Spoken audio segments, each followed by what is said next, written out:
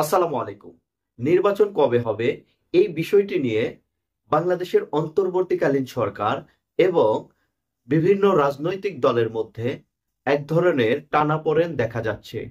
নির্বাচন আসলে কবে হবে এই বিষয়টির সুনির্দিষ্ট রোডম্যাপ নিয়ে বাংলাদেশের বৃহৎ রাজনৈতিক দল বিএনপি আমাদের অন্তর্বর্তীকালীন সরকারের প্রধান ডক্টর মোহাম্মদ ইউনূসের সাথে সাক্ষাৎ করেছে এবং সেই সাক্ষাতের পরে তারা অসন্তোষ জানিয়েছে।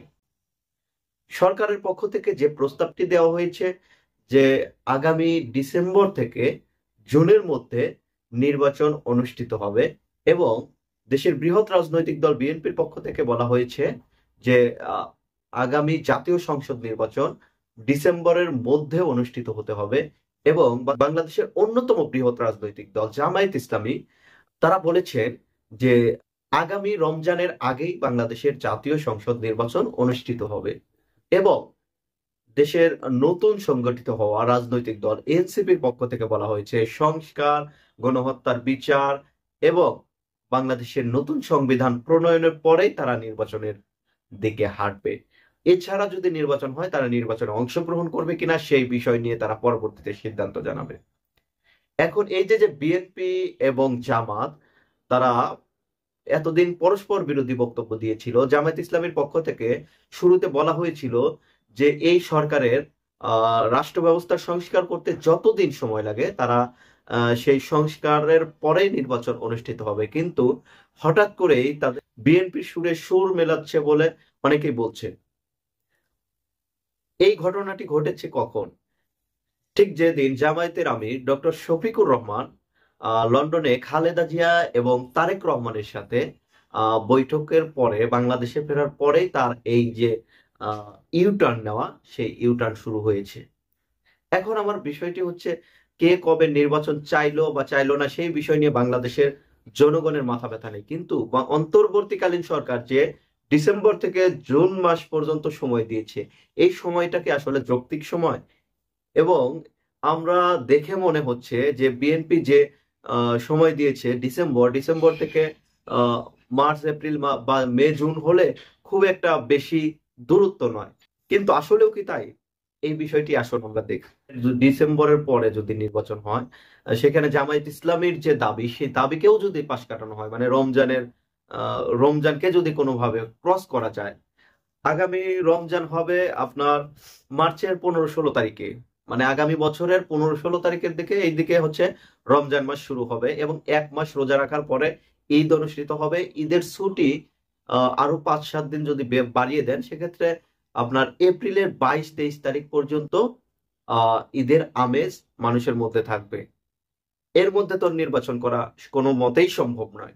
এবং তারপরে আপনারা জানেন বাংলাদেশে কিরকম উন্মাদনা, যখন বিশ্বকাপ ফুটবল খেলা হয় তখন কিন্তু বাংলাদেশে এক ধরনের উন্মাদনা সৃষ্টি হয়, মানুষ ফুটবল উন্মাদনায় ডুবে থাকবে। এর মধ্যে নির্বাচনের কথা চিন্তাও করা যাবে না সরকারের পক্ষ থেকে। বিশ্বকাপ ফুটবল শেষ হওয়ার সাথে সাথে আগস্ট থেকে শুরু করে আহ, সেপ্টেম্বর, অক্টোবর, নভেম্বর কিন্তু একদম বাংলাদেশের অধিকাংশ জেলা বন্যায় প্লাবিত থাকে। ওই অবস্থায় বাংলাদেশের অন্তর্বর্তীকালীন সরকার নির্বাচনটা করবে কখন? আর এর মধ্যে আপনার ধরেন এপ্রিল মাস থেকে শুরু হয়, এপ্রিল, মে, জুন, জুলাই, আগস্ট, সেপ্টেম্বর পর্যন্ত, মানে এই 6 মাস টানা বৃষ্টি হয় বাংলাদেশের আবহাওয়াকে যদি চিন্তা করেন এই 5 মাস টানা বৃষ্টি হয়। এখন এই যে যে বৃষ্টি বা খারাপ ওয়েদারের কারণে আপনি হঠাৎ করে যদি আপনি এর মধ্যে যদি একটা ডেট ঘোষণা করেন, তখন যদি আমাদের এরকম টানা 2-3 দিন যদি বৃষ্টিপাত হয় তাহলে আমাদের ভোটের অবস্থা কি হবে, ভোট কেন্দ্রগুলোর অবস্থা কি হবে? আপনারা কি চিন্তা করতে পারেন মানুষ ভোট দিবেটা কিভাবে? তাহলে কিন্তু ভোটের, আপনি যদি চিন্তা করেন যে এই সময়ের মধ্যে নির্বাচন করবেন তাহলে বাংলাদেশে 2026 সালের ডিসেম্বরের আগে আপনি নির্বাচন করতে পারবেন না। আমরা তো দেখছি সরকার থেকে মাত্র 2-3 মাস বেশি বা 4 মাস বেশি সময় চেয়েছে, কিন্তু এই 4 মাসের আড়ালে যে পুরা একটা বছর আছে সেই বিষয়টি আমরা কিন্তু চিন্তা করে দেখিনি। সেই বিষয়টি চিন্তা করে দেখেছে জামায়াতের আমির ডক্টর শফিকুর রহমান। উনি বলেছেন আগামী রমজানের পূর্বেই নির্বাচন অনুষ্ঠিত হোক, তারপরে ঝড়-ঝাপটা, বিভিন্ন খারাপ ওয়েদার, বন্যা, আরো অনেক কিছু বাংলাদেশে আছে। ওই সময়গুলোতে বাংলাদেশে নির্বাচন করা কোনো মতেই সম্ভব নয়। এই জন্য যদি নির্বাচন করতে হয়, তাহলে এই রমজানের পূর্বেই নির্বাচন করা সবচেয়ে গ্রহণযোগ্য, সবচেয়ে ভালো, পারফেক্ট সময়। আর তা না করতে পারলে আগামী ডিসেম্বরের আগে নির্বাচন হচ্ছে না। মানে সুকৌশলে, আমার মনে হচ্ছে সুকৌশলে সরকারের পক্ষ থেকে 1 বছর বাড়িয়ে নেওয়া হলো কিনা। এবং 1 বছর মানে কি 1 বছর, ওইখানে যদি বাংলাদেশের কখন কি পরিস্থিতি তৈরি হয়, আপনারা জানেন স্বৈরাচারী আওয়ামী লীগ এখনো নিষিদ্ধ হয়নি, তারা মিছিল মিটিং করার চেষ্টা করছে, বাংলাদেশে আন্দোলন সংগ্রাম হবে এবং বিভিন্ন ঘটনা ঘটতে পারে। তাহলে আপনি নির্বাচন করবেন কখন?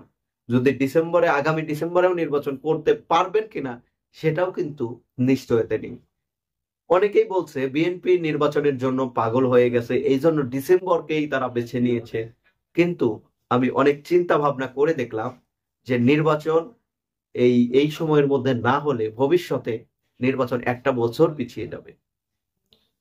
এই বাস্তবতা যদি আমরা বুঝি, তাহলে বাংলাদেশে একটা সুষ্ঠু গ্রহণযোগ্য নির্বাচন হবে। কিন্তু বর্তমান অন্তর্বর্তীকালীন সরকার যদি শুরু থেকে কাজ করত, রাষ্ট্র ব্যবস্থার সংস্কার শুরু করত, তাহলে এতদিন রাষ্ট্র ব্যবস্থার সংস্কার হয়ে যেত। এখন আমরা চাইলেও আগামী ডিসেম্বরের মধ্যে রাষ্ট্র ব্যবস্থার সম্পূর্ণ সংস্কার করা কি এই সরকারের পক্ষে সম্ভব না। আমরা চাইলেও গণহত্যাকারীর বিচার কি বাংলাদেশে সম্ভব এই সীমিত সময়ের মধ্যে? সম্ভব না। আমরা চাইলেও বাংলাদেশে কি একই যে প্রশাসনিক যে সংস্কার, সেটা কি সম্ভব না। এই জন্য এটারও একটা বাস্তবতা আছে যে আহ তাড়াহুড়া করে নির্বাচন দিয়ে দিলে রাষ্ট্র ব্যবস্থার সংস্কারের যে স্বপ্ন আমরা দেখি, সেই সংস্কার আর হবে না। এই জন্য বাংলাদেশের সাধারণ মানুষকে চিন্তা করতে হবে এবং বাংলাদেশের সাধারণ মানুষকে তাদের সঠিক মতামত দিতে হবে। এবং বিএনপি যে কেন এই সময়ের মধ্যে নির্বাচন চাচ্ছে, জামায়াত ইসলামী যে কেন এই নির্বাচন এত তাড়াতাড়ি চাচ্ছে, সেই বিষয়টি আমাদের কিন্তু চিন্তা ভাবনা করে দেখা উচিত। কারণ রাজনৈতিক একটা দল, তারা দীর্ঘ 17-18 বছর নির্যাতিত নিষ্পেষিত হয়ে এসেছে, এখন হঠাৎ করেই তারা নির্বাচনের জন্য পাগল হয়ে গেছে, নাকি এই নির্বাচন 2-3 মাস পিছানোর কথা বলে 1 বছর বা 2 বছর পিছিয়ে দেওয়ার একটা পায়তারা চলছে, ইঙ্গিত তারা পেয়েছে কিনা সেই বিষয় নিয়ে সন্দেহ জাগে। এখন প্রশ্নের বিষয়, তাহলে নির্বাচন হবে? এখন যদি এইরকম যদি পরস্পর বিরোধী বক্তব্য দেখা যায়, তাহলে সংস্কার কাজও পিছিয়ে যাবে। কিভাবে? আপনি দেখেন, যদি ধরেন বিএনপি জামায়াত সহ সব রাজনৈতিক দলগুলো যদি আন্দোলন করে, নির্বাচনের জন্য আন্দোলন করে, বাংলাদেশে একটা অস্থিতিশীল পরিবেশ তৈরি হবে। তখন নির্বাচনের পরিবেশ আরো থাকবে না, তখন নির্বাচনটা আরো পিছিয়ে যাওয়ার সম্ভাবনা আছে। আওয়ামী ফ্যাসিবাদী শক্তি রাষ্ট্রের বিভিন্ন জায়গায় যেভাবে ঢুকে আছে, সেই আওয়ামী ফ্যাসিবাদী শক্তি বাংলাদেশকে এমন অস্থিতিশীল একটা পরিবেশের মধ্যে নিয়ে যাবে, নির্বাচন আরো অনেক দূরে পিছিয়ে যাওয়ার সম্ভাবনা থাকে। এই জন্য আমাদেরকে অবশ্যই এই চিন্তা ভাবনাও করতে হবে যে আন্দোলন সংগ্রাম করে এই সরকারের কাছ থেকে কোন রকম নির্বাচন আদায় করা যাবে না, বরঞ্চ এই সরকারের সাথে সমঝোতা করে একটা আলোচনার মাধ্যমে সুষ্ঠু গ্রহণযোগ্য নির্বাচনের যাতে দাবি তাদের কাছে উপস্থাপন করা হয়, সেই বিষয় নিয়ে রাজনৈতিক দলগুলোকে অগ্রসর হতে হবে। যদি আন্দোলনের চেষ্টা করেন, সেক্ষেত্রে হিতে বিপরীত হতে পারে। আপনি কয়েকদিন আগানোর জন্য যদি আন্দোলন করেন, সেই আন্দোলনের কারণেই দীর্ঘ বছর হয়তো বাংলাদেশে গণতান্ত্রিক যে নির্বাচন, সেই নির্বাচন থেকে পিছিয়ে যেতে পারে। এই জন্য সবাইকে এই বিষয়েও সতর্ক থাকতে হবে। এবং বাংলাদেশের নির্বাচন কবে হবে সেই বিষয় নিয়ে বাংলাদেশের সাধারণ মানুষের কোনো মাথা ব্যথা নেই, কিন্তু রাষ্ট্র ব্যবস্থার সংস্কার এবং সুন্দর এবং সুশৃঙ্খল একটা রাষ্ট্র গঠনে অন্তর্বর্তীকালীন সরকার যেভাবে কাজ করে যাচ্ছে, আরো কাজ করে যাক, সমস্যা নেই। কিন্তু তারা ঘোষণা দিলেই পারে যে নির্বাচন আগামী বছর ডিসেম্বরে। সেটা না করে তারা কেন হঠাৎ করেই এই অযৌক্তিক একটা সময় নিল? তারা নির্বাচন 1 বছর পিছিয়ে দিক, এতে বাংলাদেশের সাধারণ জনগণের কোনো মাথা ব্যথা নেই। মাথা ব্যথার জায়গাটা যখন সল চাতুরি দেখে তখন। আমার ভিডিও দেখে অনেকে অনেক ধরনের মন্তব্য করতে পারেন, গালাগালি করতে পারেন, কিন্তু আমার এটা পার্সোনাল অবজারভেশন। এই জন্য বাংলাদেশের সকল মানুষের কাছে বলতে চাই, নির্বাচন কবে হবে সেই বিষয় নিয়ে আপনারা সিদ্ধান্ত নিন। কোনো রাজনৈতিক দল বা সরকার সিদ্ধান্ত না। দেশে জাতীয় নির্বাচন কবে হবে সেই ডেট বাংলাদেশের জনগণ ঠিক করবে।